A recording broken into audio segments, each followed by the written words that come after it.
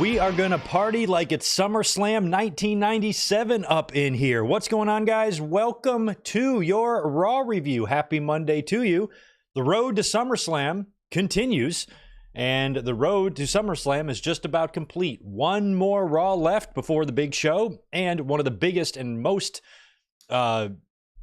intriguing matches that we were going to have on the entire card this year was finally made official tonight with CM Punk finally being cleared by WWE doctors. His match with Drew McIntyre at SummerSlam is now a go. Adam Pearce made that official tonight. And the other thing that was made official tonight was that Seth Rollins would in fact be the special guest referee for Punk and Drew McIntyre. Initially, I wasn't sure how that's going to work, but given the story between the three guys, I think that's really the best use for Rollins right now at this point, because otherwise he would just be wrestling a random dude just to wrestle him. So him being the special referee here, and a little bit of a callback to SummerSlam 1997 when Shawn Michaels was the referee for Bret Hart and Undertaker. Ironically, SummerSlam 1997 and 2024 both fall on the same day of August 3rd, just like Bad Blood does later this fall in October, falling on October 5th, where we might get a CM Punk and Drew McIntyre Hell in the Cell blow-off match. Wouldn't be surprised at all if that is penciled in for Bad Blood,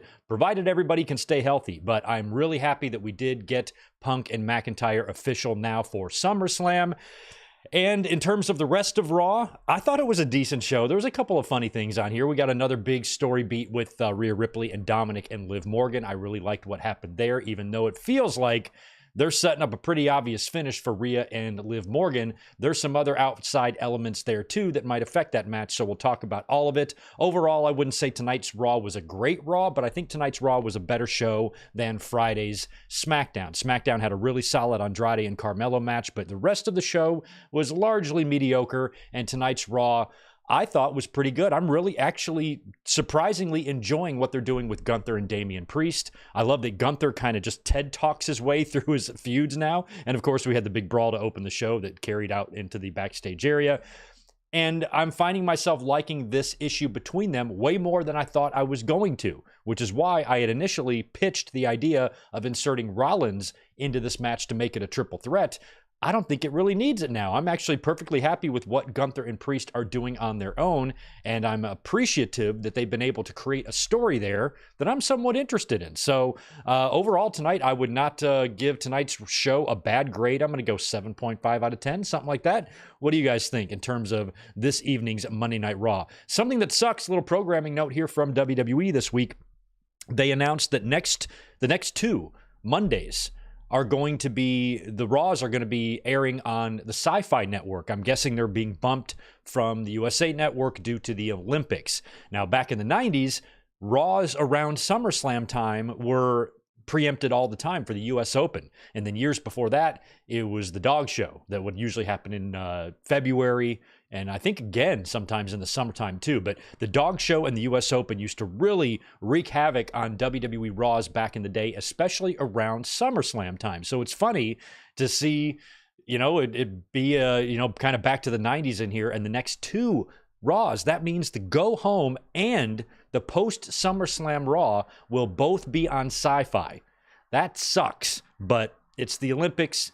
What can you do? Anyway, let's go say hello to some people in the chat here. Good to see everyone in here so far. Do me a favor, thumbs up button could really use the likes. Helps the algorithm. You guys have been doing good about those, and would love to reach a 200 like on this video if we could. Might be unrealistic, but if we could get there, that would be super. And you guys know what to do with everything else in terms of the subscribing and becoming a member, all that good stuff. Super chats are also open. I will be answering all of them, and we will say hello to everybody in the chat right now. We are going to talk about a little bit of wrestling news too before we get into the Raw results for tonight, because there is some big news regarding Bobby Lashley and a few others and their contracts in WWE. Sounds like Bobby Lashley is probably gone from the company, and that really, really sucks. But might not necessarily be the last time we see Lashley either. So we'll talk a little bit about that. Then we'll run through Raw, and then we will preview what SummerSlam currently looks like. And I don't think the card really looks that bad at all for Cleveland. I'm looking forward to the show coming to us in less than 2 weeks. Ready, ready, ready. Let's go over here to the chat and say hello to as many people as we can. Good to see JJ Leg and Zane G and Tatanani, Big J, Zach Palgett, Reese Jones. Right on. Joshua Aparicio. We got Nick Musser. We have Superman, Bass Fisher, How Wheezy. Hitting all the channel members first. 7th season, Mr. J, and the Juliet. I see all y'all in here early. I also see Ben Espinoza, Gilbert, Denny Downbad. We got Mike Vanderlip. What up, man? Can't wait for SummerSlam. Which match are you looking forward to the most? Zayn and Braun and Punk and Drew. Yeah, I'm kind of up there with you as well, and I got some things to say about that Braun Breaker match as well. Also, Rodrigo is in the house. We got Jose Lopez, Tony, Gilbert Arbalo, James Rosano, Green P, Roman Stone. Who else? I think that's all the non-members there. Now let's hit some of these supers or some of these member chats. Reese Jones is approaching that 2-year number, man. That's coming up. That's wild. Unless the plan is for Roman to show up during or after Cody and Solo match, there's a strong case for Punk and McIntyre to be the SummerSlam main event. Yes, but I don't think they're going to do it. I don't think that match can be the main event. I think with Cody on the show defending the title, that's going to be your main event. You could argue that that's probably the most anticipated match, and I believe that you're right, but I don't think it should be the main event, honestly. I just don't. I think, you got to consider that Punk hasn't been in the company for 12 years or whatever it's been as well, or 10 years. It's been a long time. So I can't see it being the main event, but in terms of the strength of the feud, yeah, it's main event worthy. It's just, when you have 2 world championships, I wouldn't put that match as the main event. I just wouldn't. But that doesn't mean they won't. I just don't think they will. How Wheezy, what's up, man? Thank you for being my happy place when I need you, brother. Oh, I'm always happy to be someone's happy place. Always good to see you, How Wheezy. Let me see. JJ is here. Jay and Sammy teaming up. Could be a teaser for War Games. I thought that tonight. I mean, the old handshake is back, and they came down to the ring together through the crowd. I loved that. I love the bromance between the two. I love the story that the two have had over the past several years, or a couple of years now, through the bloodline stuff and the breakup and the reuniting and, just the character development of both has been terrific. And so if they do the bloodline civil war at Survivor Series like many fans are expecting them to, I don't really know how you keep Sammy out of it, because Sammy and Jay, if they're going to be bros, and they did beat the tag team champions tonight in the main event, which could lead to a title match. Like if Sami Zayn, think about it, if Sami Zayn drops the IC, I believe he will just team up with Jey Uso and win the tags, and then they will be tag team champions. So if the bloodline needs Jey Uso, he's going to be automatically connected to Sammy. Well, why don't you come on over here too, or whatever, I think that would be a good way to get those guys, just to keep them together on Raw. That way it's easier to get them both over into that War Games match later on in the fall, if that's what they choose to do. But it feels like, they might be gearing up for those two guys to hold the tag belts if they want to slap the IC on Breaker. We will have to see. Appreciate the $5 from you, Superman Bass Fisher. I wish I could have been there for Liv. She could have cried on my shoulder. Yeah, I think that's all a setup. I think, I feel like it is, although somebody brought up a good point about Finn Balor, possibly being in cahoots with Liv Morgan a little bit, maybe pulling some strings to manipulate Dom, make him look bad in front of Rhea. But the way Dom finally told off Liv Morgan, like he could have done every week up until this, but we'll talk about it later. But, Rhea Ripley dragging Dom out to the ring and then him telling Liv Morgan that he hates her. Are you stupid? I hate you. And then she cries and runs off. Come on. I can see this coming from further away than the Mark Henry retirement that everybody pretends that they were surprised about. But I don't think that Dom was being serious there. I think Dom's going to turn on Rhea Ripley and help Liv Morgan beat her. And doing that on Raw was just, a way to, I think, set that up. Hopefully Rhea Ripley will be smarter than that and be able to see it coming, or at least maybe suspect that something's up there. But she gave Dom a big old lick after that, which Dom hopefully got a chance to rehearse several times today. During that whole segment, but I'm not buying it. I think Dom and Liv are fronting, and I think Dom's going to wind up turning on Rhea, but we'll talk about that when the time comes. I feel like Liv, it's just all an act. The way she cried and stormed off, come on. Daniel Malcolm, what's up, boy? 6 months and many more to come. Right on. Thank you for all you do, Daniel. Always good to see you in here. Yeah, Mr. J, I'm just happy TNA, WWE, AEW are all around. They are. They're all around and they're all doing things, and that's pretty good. Healthy wrestling industry is what you want if you're a fan. If you root for anything other than that, guess what? You ain't a fan. You're just a dick. We got, Hey, Greg, what happened with the Ayala Big Bro? I don't know. I don't even know what that means. But thank you as always, and I cannot pronounce your name. It's a lot going on there. Let's call you Gucci. Let's call you Gucci Lynchenberg or something. I'm not sure, but thank you for the $2. Always appreciate anyone being here, chiming in with super chats, even if I don't really understand what you're asking me. But thanks again for being here. As always, guys, happy Monday to you, and welcome to your WWE Raw review for July 22nd, 2024. We are one more Raw away from SummerSlam. Next week will be the go-home show. Like I said earlier, WWE announced tonight that they will be on Sci-Fi next week due to the Olympic Games coverage that will be occupying USA Network for the next several weeks this summer. So we're going to get some preemptions there for Raw, and we're going to have to go to Sci-Fi instead, which is fine for us, but I would think that WWE can't be thrilled about that. You know, huge pay-per-view like this, go-home show, and your post-SummerSlam Raw is going to be on Sci-Fi. That's a little bit of a bummer, but that's the breaks. Before we get into WWE Raw and the results, let's talk a little bit about the news that came out today regarding Bobby Lashley and his contract. Apparently his contract is up in just the next several weeks, and Bobby Lashley, MVP, and Tamina, they've all been removed, I guess, from the internal roster pages in WWE. I don't think either of them have been moved to the alumni section quite yet. And I don't think anybody's contract, or at least Lashley's contract, is not officially up yet. MVP might not be either. And it sounds like they're probably going to be gone. Now, Shelton Benjamin is already gone from the company. And Bobby Lashley, it's been noted, or Fightful Select had an update on this today, where it was noted that Lashley does plan on continuing to wrestle, even if he doesn't sign or re-sign with WWE. So that pretty much only leaves one place. I mean, I suppose Lashley could go to TNA, but I think the best bet would be probably AEW, and they could technically reform the Hurt Business over there with the majority of the group, with Shelton and MVP and Bobby Lashley. They could resurrect that group over in AEW. I think that would be great, because I don't understand why they didn't bring the group back in WWE. It feels like they teased it maybe last year at some point. We don't even understand really why they broke them up to begin with. The Hurt Business was over. Fans like Bobby Lashley, like what he did. He's had a heck of a run in the company since coming back, back in 2018 or whatever it was. Won a couple of world titles and won some U.S. titles, formed a faction we don't really understand or know. And I know there have been some pretty vocal critics about how the Hurt Business was handled in WWE by MVP, who's been outspoken about it. And a lot of people, putting the blame on the shoulders of Triple H. Don't know who's really to blame there. I think it's silly that the Hurt Business was not given a longer run, and why they weren't broken up to begin with, or why they were broken up to begin with, and then why they didn't put them back together when they teased it.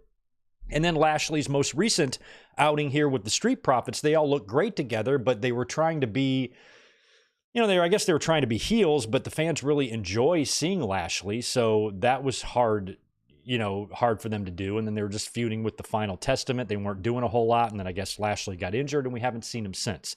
And that's just a shame. I feel like, even though I had my frustrations about Lashley too last year. Remember at WrestleMania in LA when he was supposed to, I think, wrestle maybe Bray Wyatt. I actually thought that's where the Goldberg blow-off should have happened, was there. But then they kind of, or not the Goldberg blow-off, the Brock. I thought Lashley and Brock should have had another match at WrestleMania. That's what they should have done, I felt like. But instead, they kind of started pivoting to maybe a Lashley and Bray Wyatt match. And then Wyatt, of course, had his issues. And that just stuck Lashley in the Andre Battle Royal, which he won on Friday, and then just came out at WrestleMania and held the trophy and waved to the fans. I'm like, this is horseshit. This guy should have a match. He was doing meaningful stuff all the way up until WrestleMania, and now he's off the show. I couldn't believe that. Now, granted, some of that wasn't completely their fault, because Bray Wyatt, had the health problems, but he should not have been working with Bray Wyatt. He should have been working with Brock Lesnar, but Brock worked with Omos, and it was just a mess last year. So with Lashley, even though I don't have a lot of complaints in terms of how he was handled, because he did win championships and they did put the world title on him a couple of times. I also felt like there were some matches he should not have lost. I think Goldberg beat him. And what they did with the Hurt Business, I thought was largely a missed opportunity. I thought they could have ran with their dominance longer than they did. And I will always look back at the Hurt Business as a faction that I liked, but ultimately was disappointed in how it turned out because they didn't reach the potential that I thought they could reach. So Lashley, does not matter how old this man is. He is just a physical specimen. He's got gas in his tank. He's got a good look. It's not like, he could be considered a washed-up has-been by any means. And I think if the Hurt Business were to return to WWE TV tomorrow, fans would be happy about that. So maybe they can go to AEW and maybe be a little bit more creatively fulfilled over there, especially if they have a little bit of say in what they're doing, which obviously they didn't in WWE, because if they did, they probably would not have broken up. And as a fan, I hated the MVP and Omos pairing. I didn't understand that at all. And then, Lashley worked with Omos at that pay-per-view. I guess it was WrestleMania, right? Third when they came back in Tampa, right? Wasn't that the Lashley and Omos match, or was that Lashley and Drew? I forgot what the fuck it was. But either way, I didn't like that alliance at all, and I thought they should have never broken them up to begin with. But we'll see. Bobby Lashley, I guess, is still under contract, so I don't think any negotiations could really realistically be happening right now with AEW. But if his contract is allowed to expire and he's a free agent, he'll probably get picked up by them and we'll see him over there. That's my belief anyway. And if that happens, that's good. I like it when people switch sides. It's fun. I don't care which side, who's going where. Don't care. It has nothing to do with tribal or this or that or anything. I like it. It's healthy. Wrestling business, having competing promotions where contracts can come up and people can go get a fresh start somewhere else. That's what keeps the business moving in a successful way. We used to have that years ago. We're getting it again. I like it. The last thing in the world any fan should be doing is getting pissed about any of this stuff. It's fun, and I am a fan of it. So just like I enjoyed seeing Shawn Spears and Ethan Page, come to NXT, and Jade Cargill and Cody make the jump to the main roster in WWE, and Punk, same thing. I like it when they go the other way. So if Lashley turns up in AEW, that could be fun.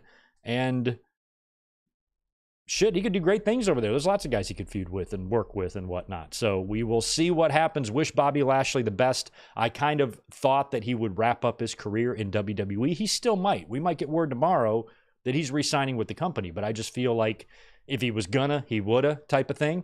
Unless he wants to test free agency, he might want his contract to come up just so he can hear an offer. Maybe that's what he does. But I feel like if he was gonna stick around, or if he had faith in the company or the company had faith in them, they would just already be re-signed. So, my gut tells me, based on the temperature of the water on social media and whatnot, that he's probably bouncing, and he could very well be bringing MVP with him. And we already know that Shelton Benjamin has been talked about and spoken highly of in AEW, and a lot of wrestlers there want him there. So they got just enough time. Shelton's no spring chicken, neither is Lashley, but they definitely have some gas left, and I think they could do something meaningful if signed and brought in. We will see. Best of luck to all parties involved. And if WWE is moving on without Lashley, then hopefully, we can get that Montez, singles push that it felt like it's been in the works for the last year or two now. That should be happening soon. And hopefully the Street Profits can move forward, and the Lashley thing doesn't affect them too greatly. We'll just have to see. But Lashley could be on his way out of the WWE, and we wish him the best because we're big Lashley fans up in here. But that's pretty much all that I have to say about the news. Just wanted to bring up the Lashley stuff. Vince, again, yes, shell shock definitely had a lot to do with that. Yeah, Vince. But anyway, thinking and imagining and envisioning wrestlers, jumping sides, I always like to do that. And so if I envision Lashley in AEW with the Hurt Business, I kind of want to see that. I think it might be fun. So we'll see if they jump over there and if all the fans are weird about it, because they will be. But let's talk about tonight's Monday Night Raw. But before we do, let's answer this one super chat from Chris Ludeck. Appreciate the $10, my friend. I'd love to see the Hurt Business reunite in AEW. They were also together as the Beatdown Clan in TNA 10 years ago. I think they could jump right into a feud with Swerve as the Beatdown Business. Could they be the Beatdown Business? So it sounds like a funny name for a faction. The BDB. We're the Beatdown Business. Yeah, I could do that. I could be into that maybe. And then if they did jump into a feud with Swerve, I guess.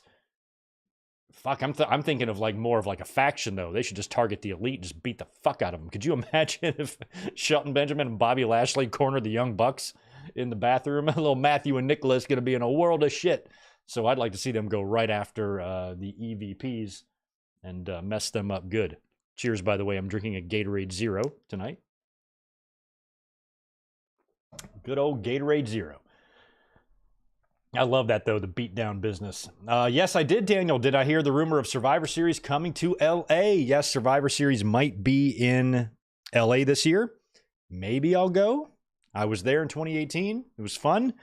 However, I got Vegas coming up for WrestleMania, and that's going to be a big, big weekend. So I don't know if I'll sit Survivor Series out or not. We'll have to see how my fall and winter go. We'll see. I might be there, though. I know you'll be there if it's in L.A., that's for sure. And that will be, if I did go, that would be my third Survivor Series, I guess, that I've been to. Could be. We will see. Anyway, let's talk about tonight's Monday Night Raw.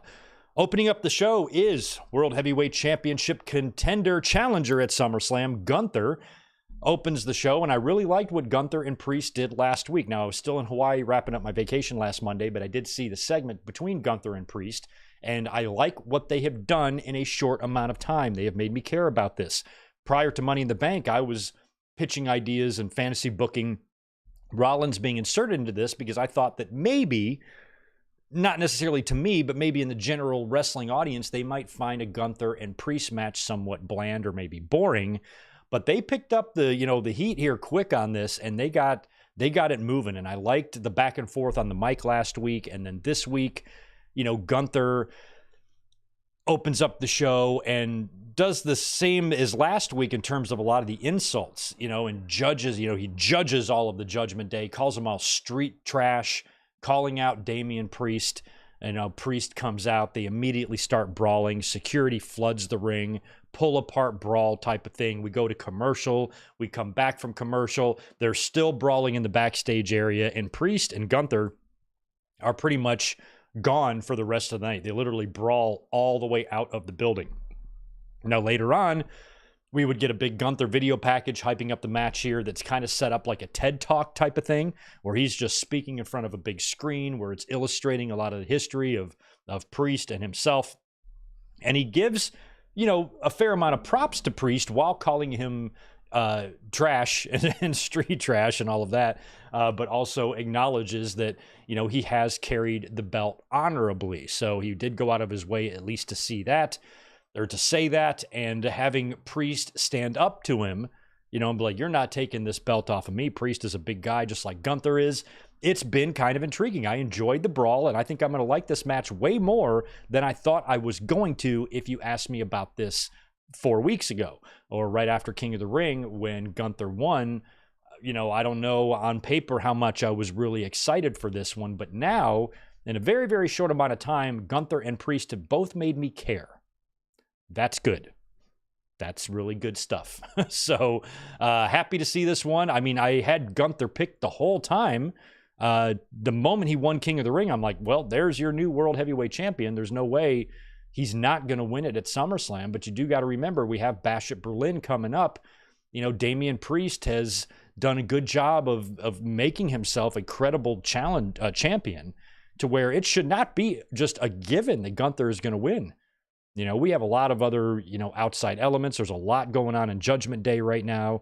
A lot of things that could play a factor. Also, Ludwig Kaiser, depending on how serious his injury was or is. They might be, not really saying his name much so he can show up and appear in this match or something.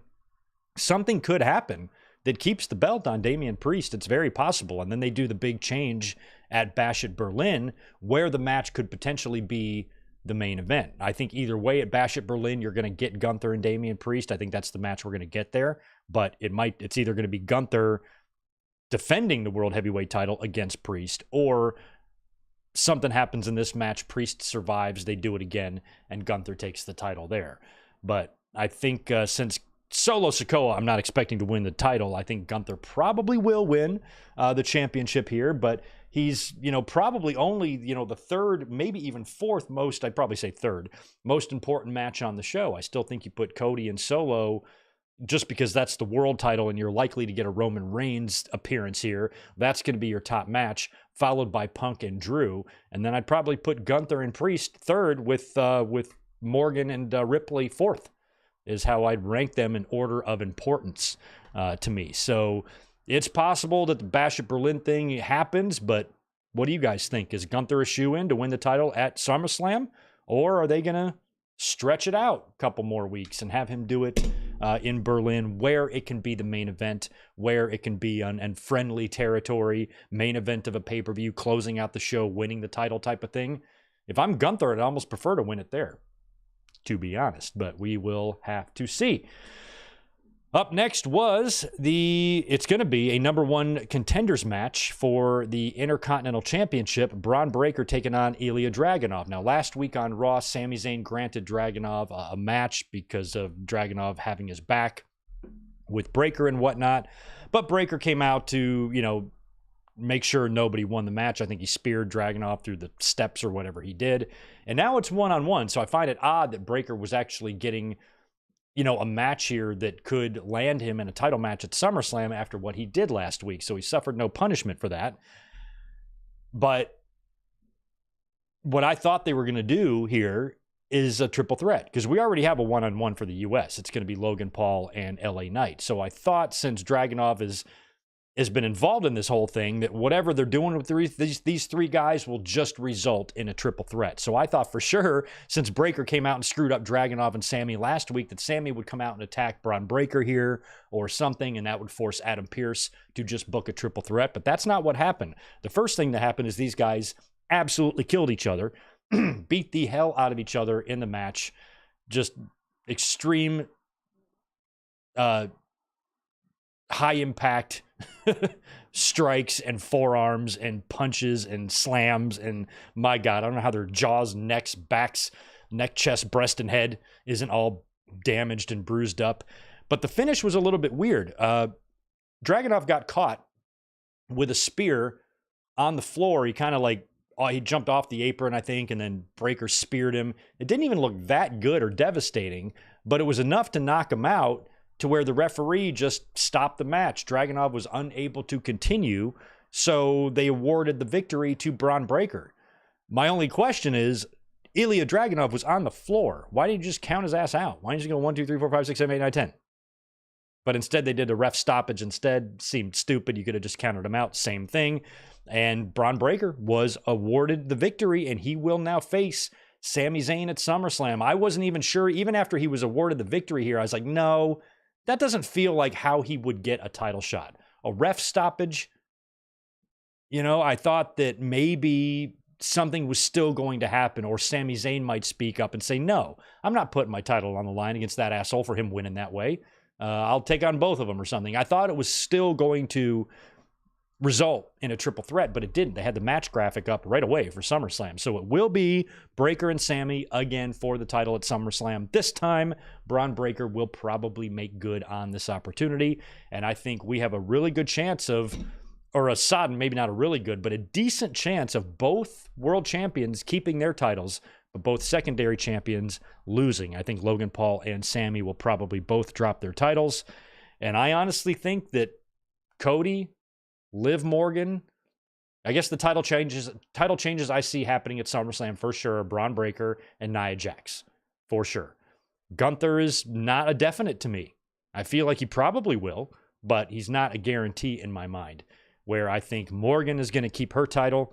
I think Cody's going to keep his title. And we could see Damian Priest survive as well and then drop it later at Bash at Berlin. We will have to see. And as a matter of fact, since that feud is heating up, you have to at least maybe wonder if that's something that could be blown off in a cell. I mean, I've got the cell earmarked for Punk and McIntyre. But what if Gunther and Priest, they have a really Great match at SummerSlam. The rivalry intensifies. Their issue and personal issue gets deeper with each other. You're doing, maybe it's Priest winning. Okay, Priest wins at SummerSlam. Some upset bullshit against Gunther.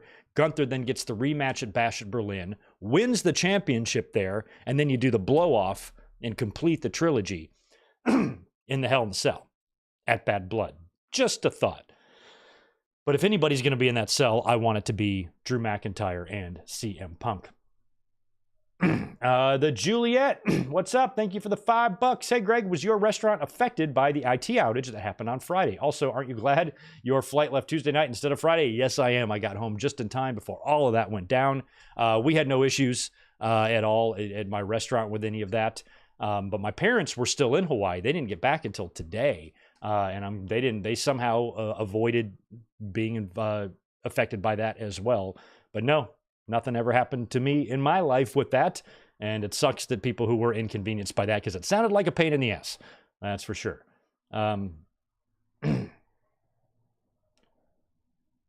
Yeah, that is one thing I was wondering, Juliet, about the Dragunov stoppage, is if it was legit. I don't think that it was. That the referee just stopped the match. I just don't, she wasn't even in a position for that. To really get a look at him, or, I've made the determination that he's concussed, let's just end this. It didn't look like it didn't look like it was a legit injury to me. So I feel like it's kayfabe, but you never know. Maybe we'll learn something about that match that makes that finish make a little bit more sense. It's definitely possible, but it just didn't make much sense to me. We then cut backstage. We've got Rhea Ripley and the Judgment Day back there. She's kind of rallying up the troops because Priest just brawled out in the street with Gunther, so he's gone for the night. And they said, we've probably lost Priest for the night because he's dealing with Gunther. So Dominic asks Rhea Ripley about Jey Uso, hey, what was that last week, that whole call me thing? And she's like, I'm just messing with him. Don't even worry about it, Dom. And by the way, I've been watching your socials. So Dominic, I guess I've not been watching Dominic or Liv's socials this week because, I have a life, but I haven't been monitoring their social media. But I guess there might have been some activity there with the two of them that Rhea kind of called Dominic out on. So we'll get this whole situation wrapping up later on. We then cut to an image of Drew McIntyre with Adam Pearce and a couple of officials in the backstage area. Now, the announcers are talking over this, so you have no audio and you can't hear what Pearce and Drew are saying, but Drew and Adam shake hands. The two referees that were, I think, supposed to get the apology last week were there. So Pearce is shaking hands with Drew, so you can tell, we got Drew in the building and we have Punk in the building. McIntyre shaking Pearce's hand, so clearly some agreement has been made, and we would be learning about that here very shortly. Then we get a one-on-one match. Good to see Sonya Deville back in the ring, having one-on-one matches. So happy to see her in her black and white cookie outfit. I love it. She took on Lyra Valkyria in this match. Lyra was flanked by Cansey, Caden in the other one. Now they got little smoke fog throwers. That's going to make me give a shit about this tag team. And of course, Sonya's got Shayna and Zoe with her.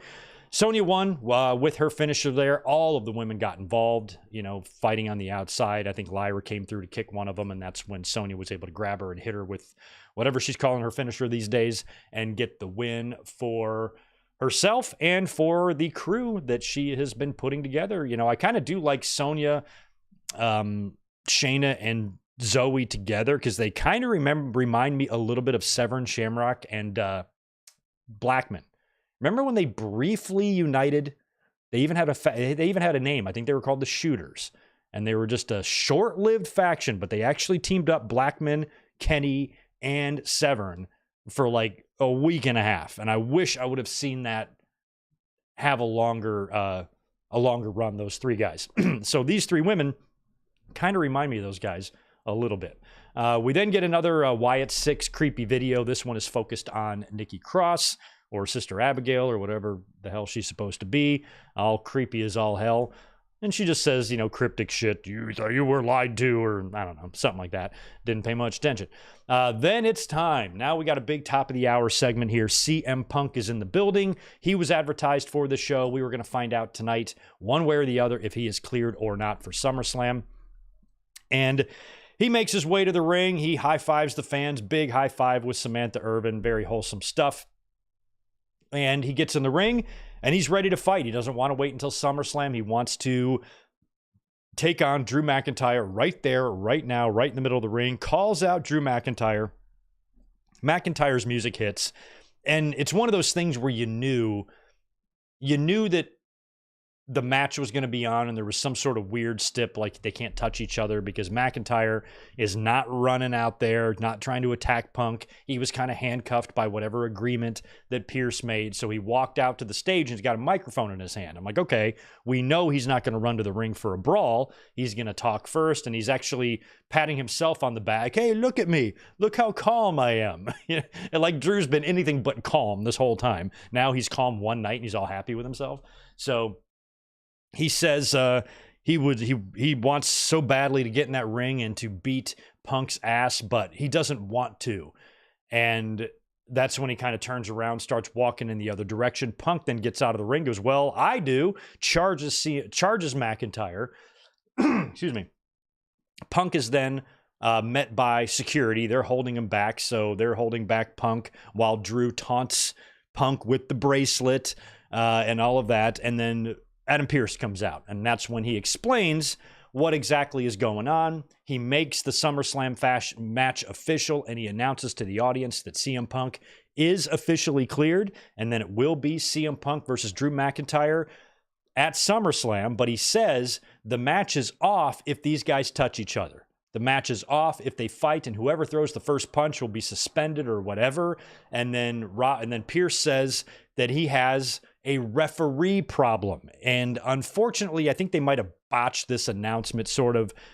He says, I have a referee problem, but Rollins' music had already started playing. Like, it just started playing, and then you hear Pearce say something about the referee. I think the way it's supposed to go is he was supposed to say something like, I have a referee problem, let that breathe for 2 or 3 seconds, and then Rollins' music hits. Rollins comes out and fans start putting it together. But instead, it overlapped a little bit, and then Rollins comes out, he's laughing, he gets on the mic, gets in the ring, and gets on the mic and announces that he is, in fact, a special guest referee for CM Punk and Drew McIntyre. The crowd loves it.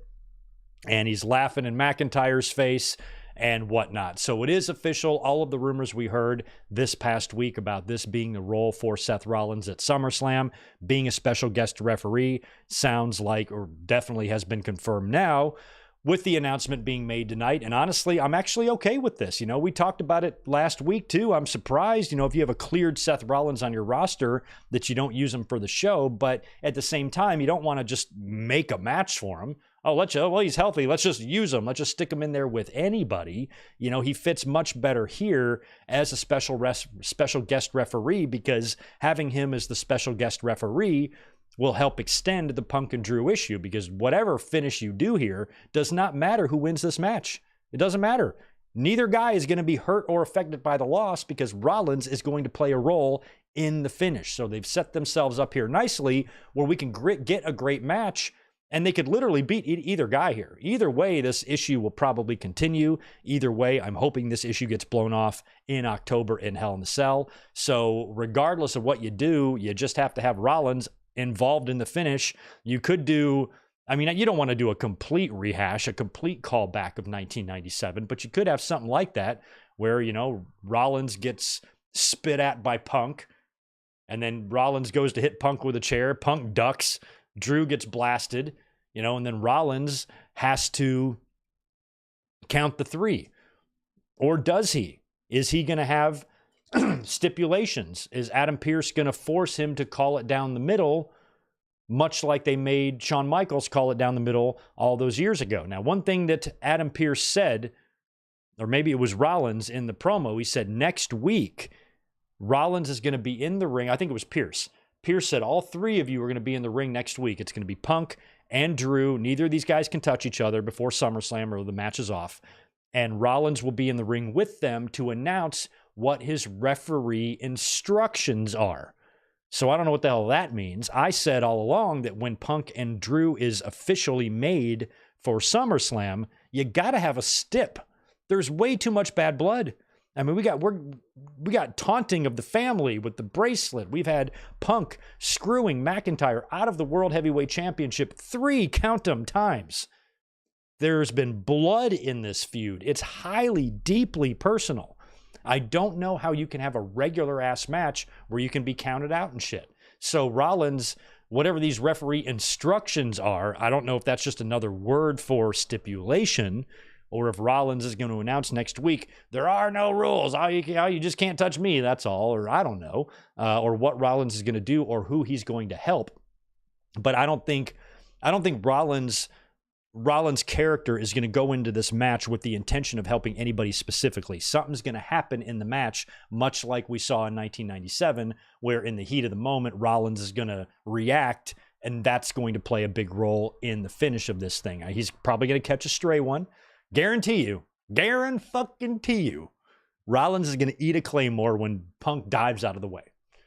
Drew's going to be doing the thing. He's coming for it. Punk dives out of the way, and referee Rollins eats a Claymore. And that's where you can do all sorts of fun shit if you want to.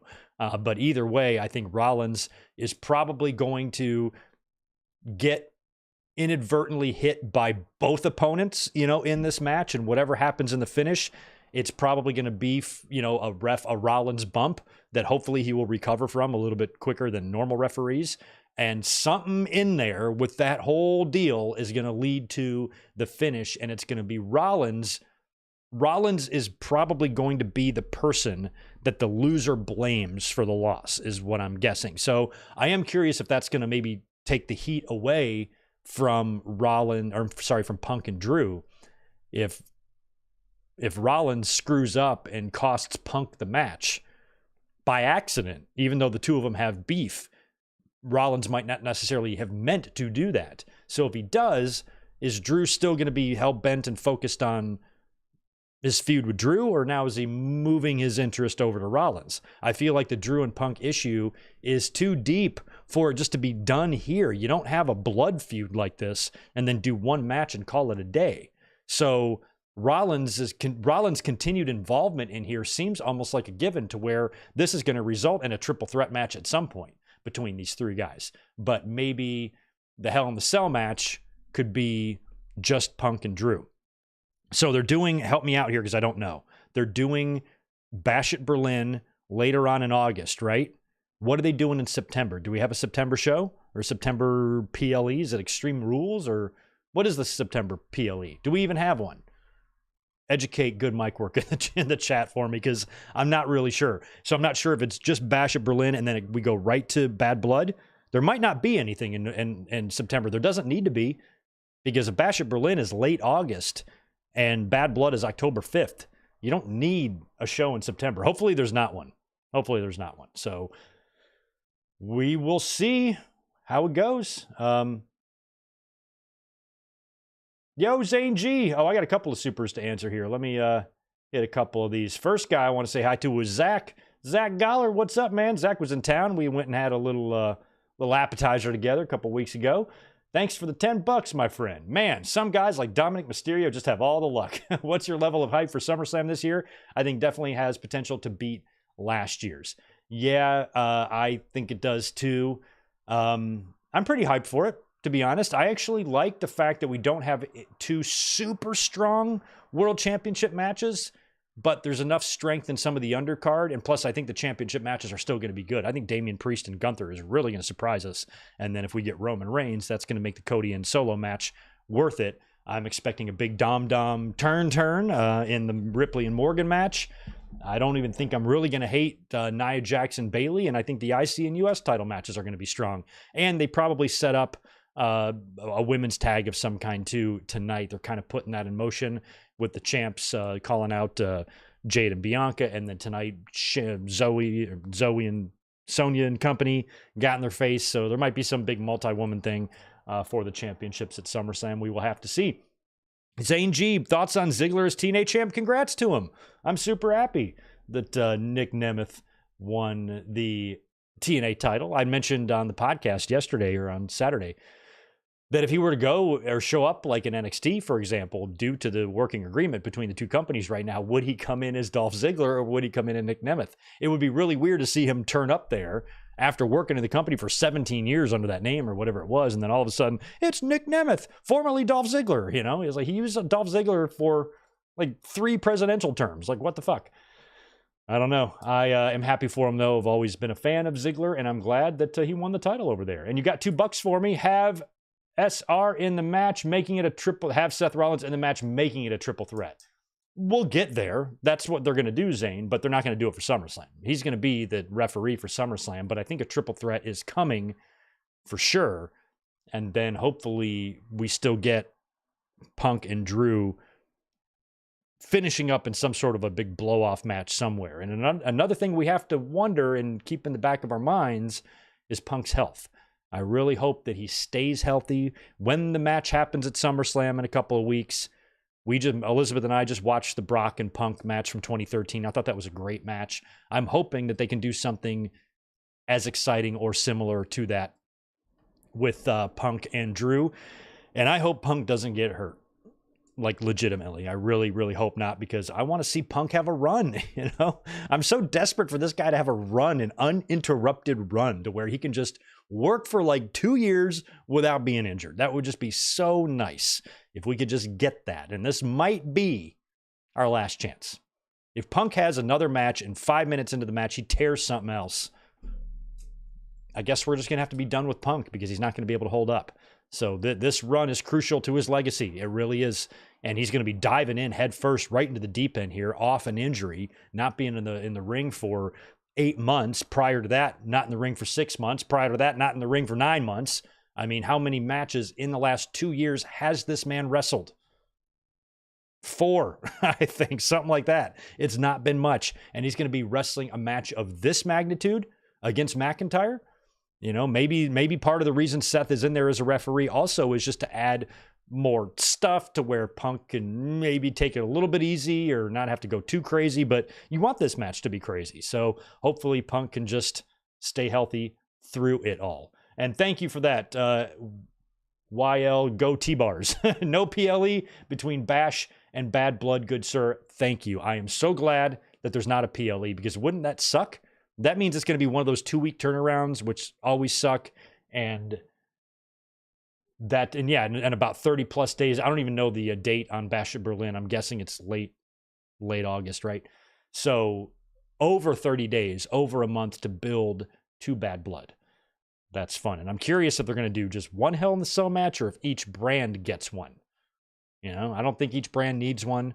If Bad Blood is coming, I would make, that is where, whoever mentioned it earlier, somebody said you can make a case for McIntyre and Punk being the main event of SummerSlam. You could, but there's no way that's going to happen with 2 other world championship matches on the show. Where you could make a case for it is Bad Blood, for sure.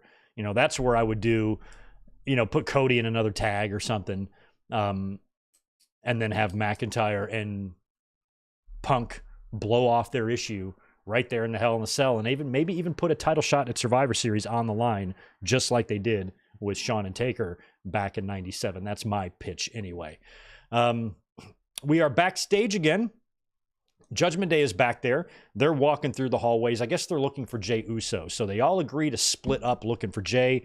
JD says JD goes, I'll check catering. And then Carlito's like, I think I'll follow JD. So they go to check catering, I guess, looking for Jey Uso. And then Balor goes, he tells Dom, he goes, those guys have got a good idea. We should split up. Why don't you go that way? And he sends Dom off, and Dom's walking, and then he walks right past Liv Morgan, who's hanging out in a corner. And somebody brought up in the chat, that maybe Balor and Morgan are also kind of in cahoots here, and Balor is setting Dom up in a lot of these situations. We even saw Balor do that shady, sketchy shit with the key. So my idea here, and me saying like it's so obvious that Dom is going to turn on Ripley and join Liv Morgan, maybe he's not. Maybe this is all about Finn Balor. But, then again, with Finn Balor being one half of the tag champs, I'm not sure if he's going to, how that's going to work. If he's going to turn on Ripley or Dom or Priest, I just don't know. But it feels like Balor could have a part in this, considering he was the one that sent Dom off in that direction. He ran into Liv Morgan. Then Balor shows back up almost instantly. He goes, what the hell, man? I can't leave you a minute. I can't leave you alone for 5 seconds. And Liv Morgan's beating you down. And Dom's like, man, I don't know. I had nothing to do with it or whatever. And, we know mommy's going to be pissed. So then we get a Sami Zayn interview. Sami Zayn starts talking about his match now that is official at SummerSlam against Braun Breaker. And he hears a noise. He hears like a commotion, a ruckus, if you will, down the hallway. Jackie, what is that?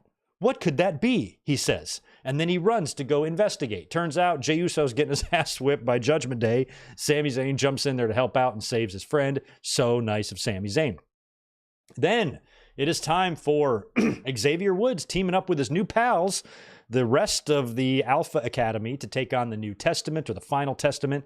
This match was set up last week when Otis and company offered their services to help out Xavier. He took them up on their offer. And it didn't really help. We had a big, I guess it was all of them in there. And we had the final prayer to Xavier from Karrion Kross for the win. So the heels won there. Xavier Woods, I'm not sure if I wrote it down, so I'm going to mention it here.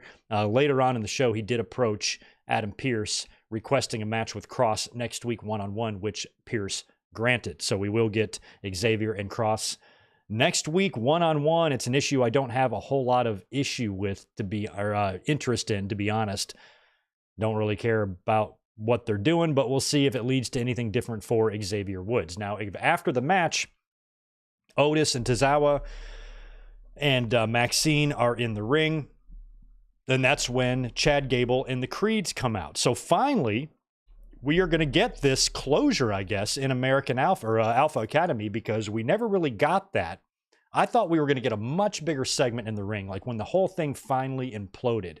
I thought Otis was going to destroy Chad Gable and the crowd was going to go nuts. He had some moments where he shoved him down and the crowd loved it, but we didn't get the big blow-off that I thought we were going to get, or the climax between these two. So when Gable and the Creeds came out, I was like, okay, at least this is probably going to be it. And Gable offers them a chance to come back and wants them back into the stable. And Otis says no. And as expected, the Creeds then attacked and destroyed Otis and beat the hell out of him. And Tozawa, I believe, too. And incidentally, today is Tozawa's birthday, as it is Shawn Michaels.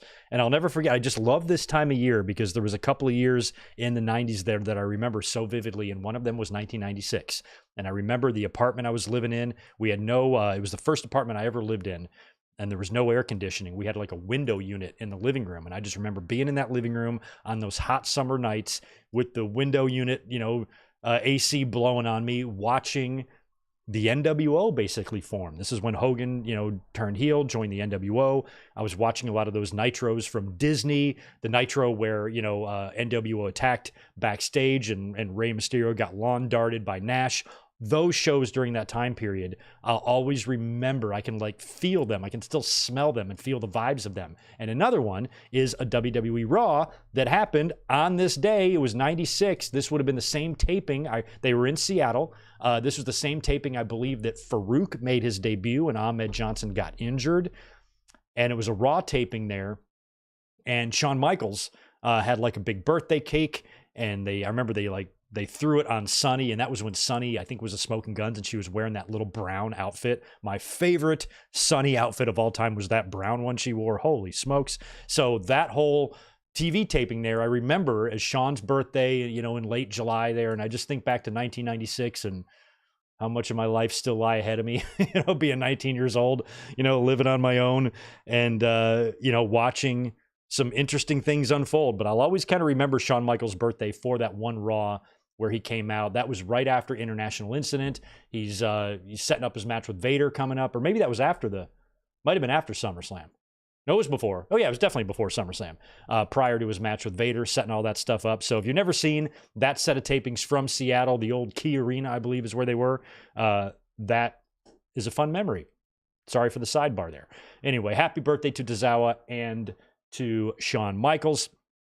So anyway, the Creeds, after they attack and destroy Otis and Tozawa, the Wyatt Six come out. So the lights go out, the Wyatt characters come out to the stage, and Gable is in the ring by himself watching this. And then from behind, we see Uncle Howdy, and he's got his sleeves exposed. Clearly, Bo Dallas is Uncle Howdy. We saw Bo Dallas get his ass kicked by Gable and the Creeds last week, and he was laughing about it and cracking up, and he thought the whole thing was freaking hilarious. And now we've got Uncle Howdy right behind Gable, and this was so great. When he grabbed Chad Gable and lifted him back into Sister Abigail position, the crowd exploded. It really did feel for a split second that Bray Wyatt was back. Because when he hit, I mean, granted the lights were down, but if you go back and watch that Sister Abigail, Chad Gable took it marvelously. I mean, he hit right on the top of his head, flipped completely over. It looked so good. And then the way Uncle Howdy did the thing and he just, we're here, whatever he said was like, oh my God. Just, I mean, when was the last time we saw a Sister Abigail delivered in a ring? Probably since Bray Wyatt was still alive. So just seeing that, it was like, it just briefly made you, I mean, it's his own flesh and blood. It's his brother doing this. And it's just like for a minute there, it was like Bray Wyatt was alive again, just for a minute, and Uncle Howdy is a much different character, but largely he is the same. And I like that finally they did something. Enough with just the cryptic stuff and the spooky stuff. Now we're getting a little bit of an idea of what Uncle Howdy, the wrestler, is going to look like in the ring. How this type of stuff is going to translate to the ring and into wrestling matches. It's been a big question on a lot of people's minds ever since Triple H himself brought this up in the Bray Wyatt documentary and all the creative stuff Bray Wyatt did. He was the one that said, how do you do this in the ring? And now the fans are repeating that over and over. So that's the only thing they can think about now. How is this going to translate into the ring? Thanks a lot, Triple H. You got them all wound up. But seeing a glimpse of that now, at least is starting to put an image in our heads, or at least mine, of, okay, that could probably work. That Sister Abigail, man, just the crowd reaction to that was unreal.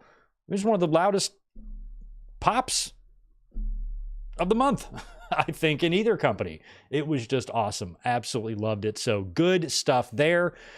And now we have one more Raw left. So is there enough room on the SummerSlam card to stick an Uncle Howdy and Chad Gable match on there? I think there is. I almost think you have to do it.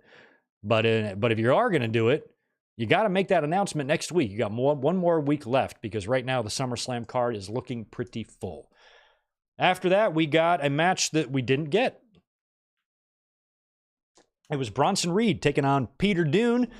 Pete Dunne, the bruiserweight, comes out, and before anything can happen, Sheamus attacks him. He attacks Pete Dunne. Then he gets in the ring and brawls with Bronson Reed as well. He does the forearm slaps to Pete Dunne. So Sheamus just screwed that whole match up. He did have an interview later with Jackie, which I was busy and didn't hear what he said. So I don't know if he laid down some challenge for next week or something, but I don't think there's really room to have these guys have a SummerSlam match unless they want to do a kickoff match or something with Pete Dunne and Bronson Reed at SummerSlam. I guess they could. Otherwise, I guess probably none of them are going to be on the card. And then we're backstage again with the Judgment Day, and now they're talking about Rhea is back there. She's kind of acting as the leader since Priest is currently occupied. And they're talking about the Jey Uso beatdown. Oh, we had him, but then Sammy found us and started kicking our asses. And then Balor said that they're going to be taking care of Jey Uso and Sami Zayn tonight. And next week, he's facing Gunther. So Balor is going to be taking on Gunther next week one-on-one. And that's when Rhea reminds the Judgment Day that no one touches Jey. She doesn't want anybody to touch Jey Uso. And then when they're talking about the Jey beatdown, and then Rhea goes, "Where were you during all of this?" And then he was like, I'm sorry, it wasn't my fault. And she immediately knows that must mean that Liv Morgan has gotten her claws into him. And then this was so funny. She grabs a hold of Dominic, like from the back, pulls him over to him, and he is a millimeter away from busting out laughing. You can see he kind of holds his grin in when she grabs him. I mean, they must have so much fun behind the scenes and like outtakes and stuff, because you could really see it on Dom's face when she grabbed him. He was about to laugh his ass off. And I kind of wish he would have, because all of this stuff has been highly entertaining. And he goes, "What are you doing?" She goes, "We're going to the ring." And then they go to commercial. So we come back. Rhea Ripley is literally dragging Dominic down to the ring with him. And she's holding him here, and she says, "Liv Morgan, you want him? Come get him." And then Liv Morgan comes out into the crowd. She's up in the stands there. And she says that, she knows that Rhea knows that she has feelings for Dominic and Dominic has feelings for me, and just starts talking it up, shows her little booty, and just does all the teasing and the taunting that she can to Dominic and Rhea Ripley. And finally, that's when Dominic grabs the mic and says, "You want to know what I think of you? I hate you. How stupid are you?" And curses at her in Spanish and calls her stupid and says he hates her. He hates you. I hate you, Liv Morgan. I hate what you've done. I don't want anything to do with you. Fuck the fuck off. And then Liv starts crying, and she storms off all sad. And then the look on Rhea Ripley's face when this is happening, she's all smiles. She knows finally Dom has sent Liv packing, and she accepts Dominic back and gives him a big long lick right up the cheek. If I was Dominic earlier on today during rehearsals, I would have wanted to make sure I got that right. So I probably would have wanted to do 20 to 200, somewhere between 20 and 200 takes of doing the lick to make sure that, the camera was lined up properly, because Dominic is a professional. So he would want that to be perfect. And it looked awesome. Dom got licked, but I believe that as aggressive as Dom was with telling off Liv Morgan, and the way Liv has really kind of been this little scheming troublemaker, she doesn't seem, this character of hers and the motivations this character has does not seem like the type that would break down like that over Dominic saying that to her.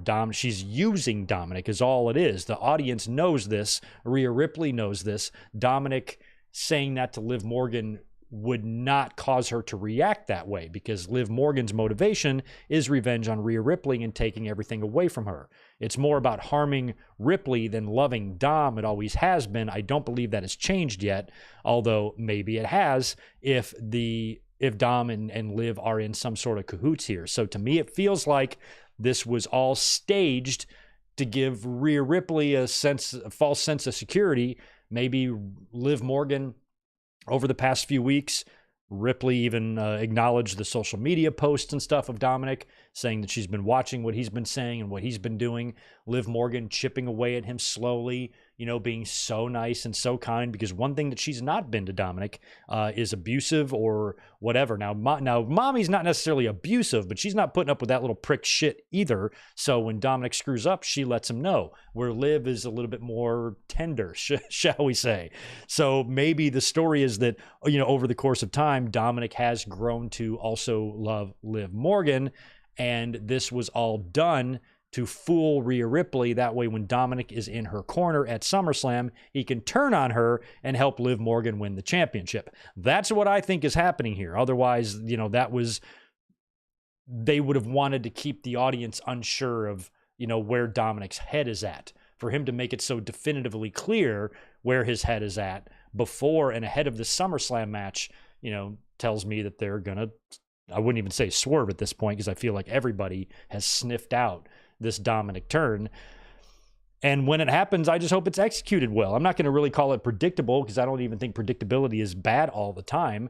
I don't know what that's going to mean for the future of the Judgment Day if Dom does turn on Rhea Ripley, and if Damian Priest also loses his championship, and what that does to the group.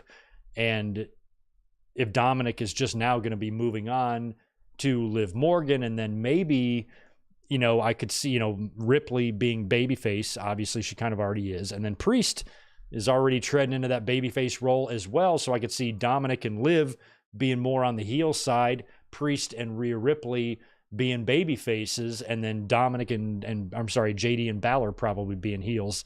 But I don't know how that's all going to happen and implode, and I don't know how many days the Judgment Day officially has left. And if we do see anything like that happen, with Dom turning on Ripley, Priest losing the title, and them losing at least one member of the Judgment Day and Dominic, because if he turns on Rhea Ripley, what does that mean for his relationship with the other members of the Judgment Day? Does he have a real issue with Priest and with Balor and with JD as well? Because it would seem that if you turn on Ripley, you're also going to be turning on the rest of your faction, unless it's Ripley who's kicked out of Judgment Day and Liv Morgan is brought in, but she doesn't fit as well as Ripley. So I don't know. You guys have probably got this stuff sniffed out better than I do. I just feel like Dominic doing what he did tonight was almost, to me anyway, a guarantee that he is turning on Rhea Ripley at SummerSlam. Let me know if I'm off in my thinking there, but I could see this coming as easily as I could see Mark Henry's retirement. And incidentally, I guess Mark Henry was the A&E biography last night. I have not watched it yet, but I guess a lot of people on the biography were talking about how genuinely shocked Big Show was very mad because he didn't know what was happening, and Mark Henry never called him, and his own family thought he was retiring. I don't know how. I still think it's so bizarre that so many people got fooled by that. I didn't believe it for a second. I sat there just waiting for him to turn. So when the whole world was like, I was fooled, I'm like, I don't know why. It was so obvious. But anyway, I digest. Not talking about that. But I feel like Dominic doing that is a pretty clear indicator that him and Liv are just fronting, and that's just a whole act. After that, we got Zelina Vega taking on Zoe Stark. Now, I guess Zelina got her arm messed up in kayfabe by Zoe and company maybe last week or the week before. So she does a little pre-match interview here in the aisleway with the much taller Kathy Kelly. And Zelina still trying to get that flip-flop over, isn't she? I don't know the flip-flop. I don't get it. So she's got the flip-flop, and she's like, I'm going to win this match anyway, or something like that. I wasn't paying attention. She's going to be taking on, like I said, Zoe, but she's got some backup. Zelina's got backup in the form of Caden and the other one, who have the little smoke throwers or whatever they are, the stupid little fucking guns. So they shoot those off. And then Zoe, of course, has Sonya Deville and Shayna Baszler with her. And we wound up just getting a simple code red to Zoe for the win. Carter and Chance and Lyra attack Shayna and Zoe. Maybe it was the match earlier that they came out with all that crap. Oh, yeah. Maybe it was the earlier match that they came out and shot the things off. I kind of lost track. But Caden Carter and the other one and Lyra. Oh, yeah, that's right. It was the Lyra match. Let me refresh my own memory here. Okay. Yeah, it was Sonya and Lyra Valkyria. That was where the girls came out. So Lyra had the backup. Lyra Valkyria in that match with Sonya earlier. She had Caden and the other one with the guns. Then it's Zelina one-on-one with Zoe during the match. Caden and the other one show up with Lyra and attack Shayna and Sonya on the outside of the ring. That leads to a code red to Zoe for the win, and Zelina with one arm picked up the big win there over Zoe Stark. That situation briefly confused me there. Thank you while I talk myself through that.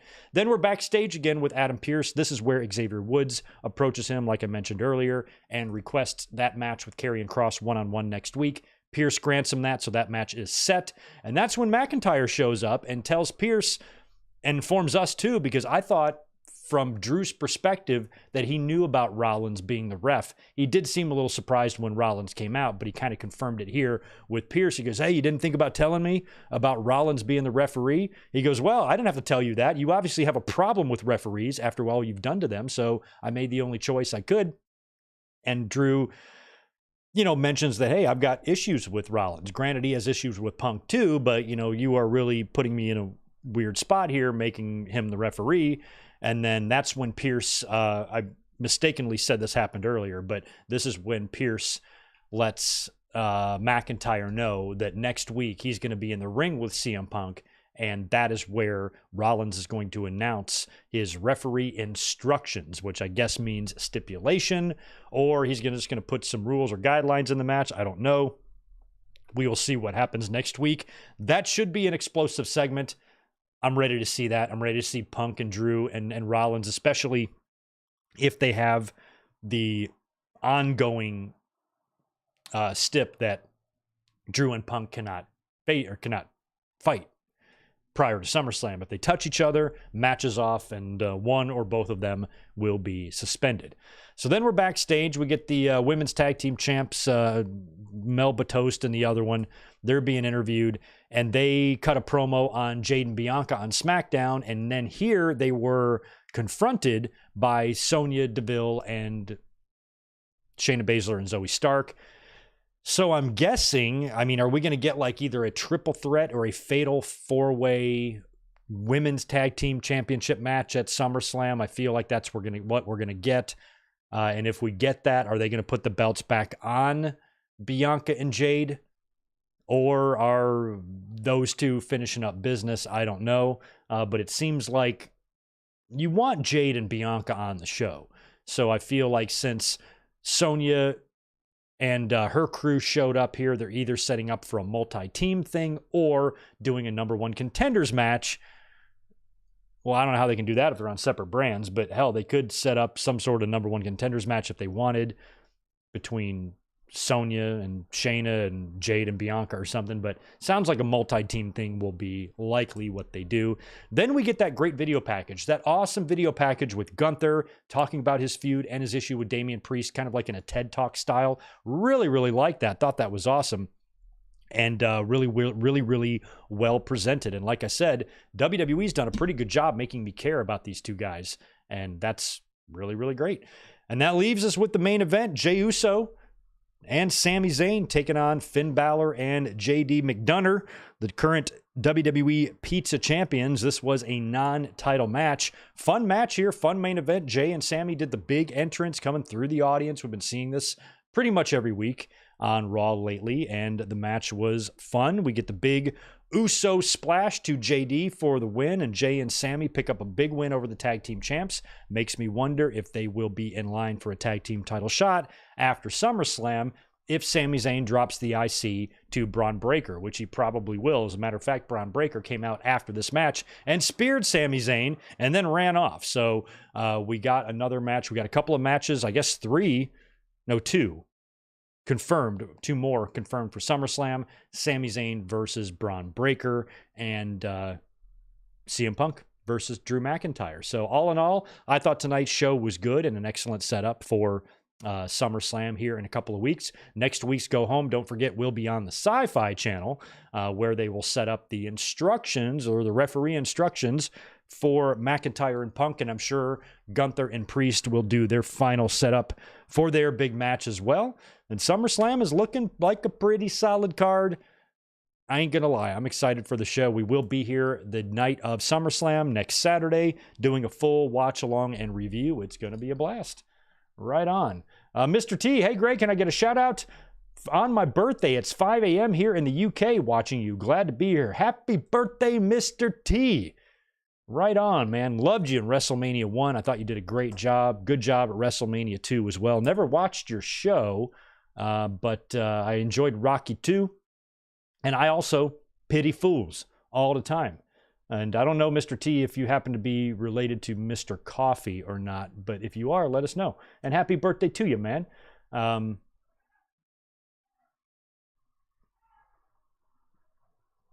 windows are open and I hear somebody screaming in the street. Okay, it's not our problem. Jason Hart, Uncle Howdy finally attacked Chad Gable with his brother's Bray Wyatt's move.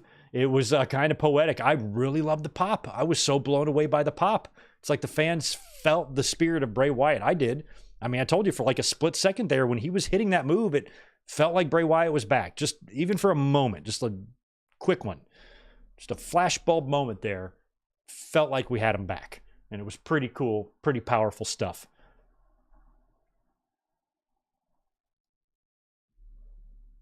September might be another Saudi Arabia show. I don't know if they... No, I don't know, Zane. I think there's probably one coming this year, but I feel like they'd already be announcing that, or we'd already know about it if there was one coming up in September. I could be wrong, though.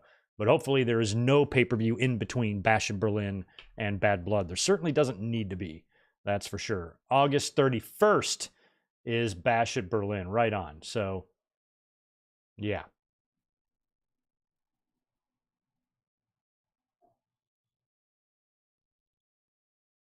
Oh no, just saw the pizzeria owned by Johnny Gargano's dad burned down.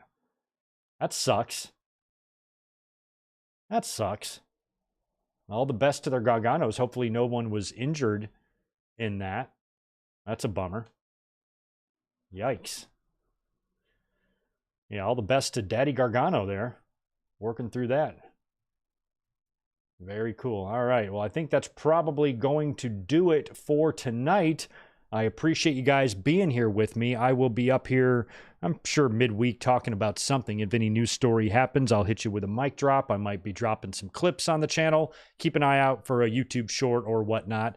And then this weekend, we've got SummerSlam 1999 watch along coming up this Sunday. We will be here Saturday as well for the podcast. And I'm pretty sure you will see me before then because I'm working on some other stuff too. In the meantime, shoot me a follow over on the Twitters at Good Mic Work, over at Instagram at Good Mic Work 1.